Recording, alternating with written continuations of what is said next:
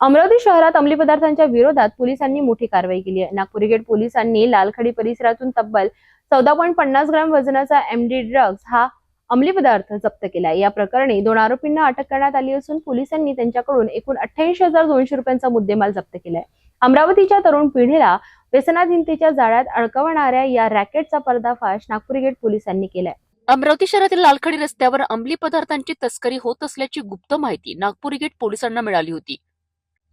या माहितीच्या आधारावर पोलीस निरीक्षक हनुमंत उर्ला गोंडावार यांच्या नेतृत्वाखालील पथकाने तात्काळ सापळा रचला। लालखडी रस्त्यावरील पुलाजवळ पोलिसांनी छापा टाकला असता त्यांना 27 वर्षीय मतीन अहमद अब्दुल मुनाफ हा संशयित आढळून आला। त्याची झडती घेतली असता त्याच्याजवळ 14.5 ग्रॅम वजनाचा एमडी सापडला, ज्याची किंमत 72,500 रुपये आहे। पोलिसांनी त्याला ताब्यात घेतले आणि अधिक चौकशी केली आहे।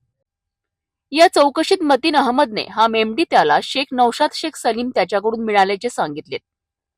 शेख नौशाद हा लालखडी येथील बिस्मिल्ला नगरचा रहिवासी आहे।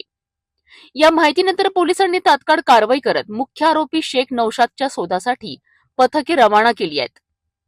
अवघ्या 2 तासातच पोलिसांनी शेख नौशादला अटक केली आणि या कारवाईत पोलिसांनी एमडी सह एकूण 88,200 रुपयांचा मुद्देमाल जप्त केला आहे।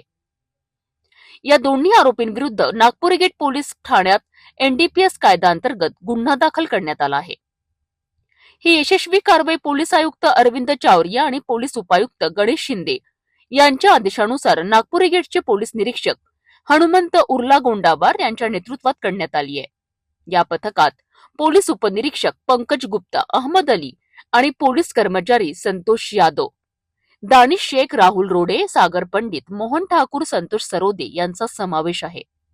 अंमली पदार्थांविरोधातील नागपूर गेट पोलिसांची ही कारवाई निश्चितच कौतुकास्पद आहे। शहरात अंमली पदार्थांचे जाळे पसरवणाऱ्या या आरोपींना कायद्याच्या चौकटीत आणून पोलिसांनी एक चांगला संदेश दिला आहे। यामुळे तरुण पिढीला व्यसनापासून दूर ठेवण्यासाठी पोलीस प्रशासन किती सतर्क आहे हे दिसून येते।